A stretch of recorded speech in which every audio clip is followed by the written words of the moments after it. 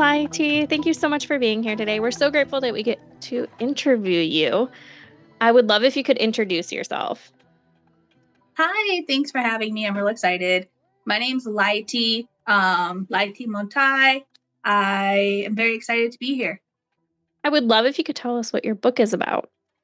So my book, Like a Bird, is about a 10-ish year old kid who is what's called an infernal, similar to, it's complicated, but they go into the human realm as to escape slavery, and is just trying to exist with humans that hate him, but he has a human benefactor who kind of helps out. What inspired you to write your book? That's a hard one. I have all sorts of books all over the place, with all different meanings. Just my creative mind is not really anything in particular. When you were writing your book, who were you thinking of when it comes to who your book is for? That was the hard part too. Like, I didn't have a target audience like everyone said you were supposed to do. Mostly it was for people like me, people who just wanted this kind of story, this kind of kid, and the fantasy. Amazing. How long have you been writing and what made you really sit down and start? I've been writing since middle school. I actually have a really inspirational story about that. The book is dedicated to 4 different people. The first one is Bridget Tierno. She was my 6th grade teacher. She's the one who noticed that I was not handwriting properly. And so she took time out of her week every week to correct my writing. And that's when I started realizing, hey, this is fun. I can write down my ideas. So she taught me how to write, and she encouraged me to write. Another one that it's dedicated to is Kim Kearney.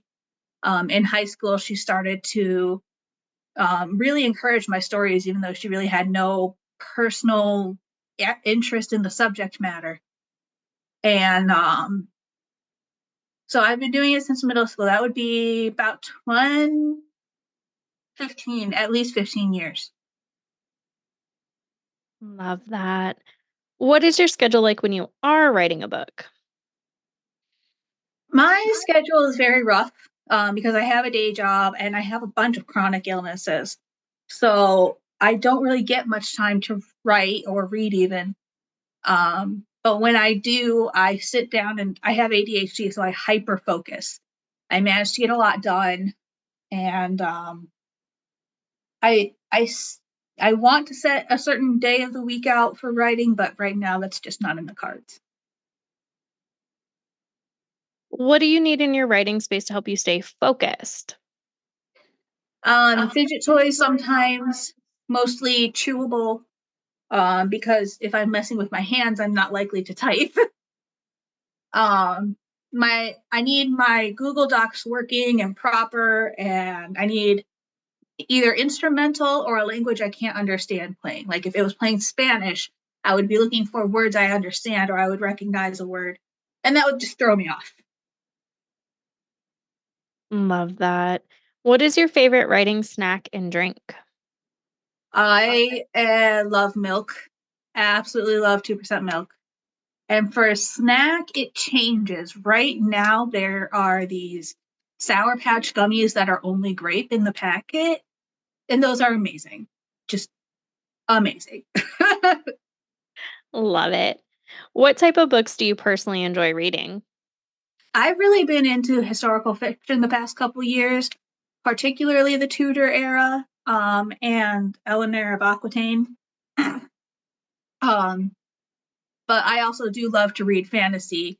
Um, I don't like it when they mix. Sometimes there's like historical fiction, like Elizabeth had a daughter, and I'm like, I'm not interested in that. Cool. Are there any books or authors that inspired you to become a writer? Tamara Pierce is Queen. She means the world to me. I am so starstruck when I see her that I can't speak. My husband had to literally push me in front of her. Um, Other than that, Lois Lowry. When I was a kid, I hated to read, and Lois Lowry was the first experience of like, hey, this is my favorite author. In middle school, so definitely those two ladies out of anyone else in the world. Love that. What books did you grow up reading? Did you have an all-time favorite? So I have a special favorite called Kira Kira. I can't remember the author right now, but that one's special because my mom picked it up for me in the library and I loved it. And I was so shocked at how much I loved it. It was, besides Lois Lowry, it was like one of the first books I was like, hey, I actually enjoy reading. I actually enjoy this. So, I can, so yeah, I have it in the other room, but Kira Kira, it's about Japanese family growing up in like the 50s or something. Love that. Now, as an adult, what are your favorite series or authors that if they come out with something, you automatically grab it? Tamara Pierce, absolutely. And for a while it was Lois Lowry, but she finished her quartet, and now I was just like, eh. I haven't really read any of her other stuff besides the Giver series. Um, but definitely Tamara Pierce, 1000%. Laurie House Anderson, Cecil Castellucci, a lot of YAs. Grew up on YAs. Love that. What would you tell someone just starting out with reading again?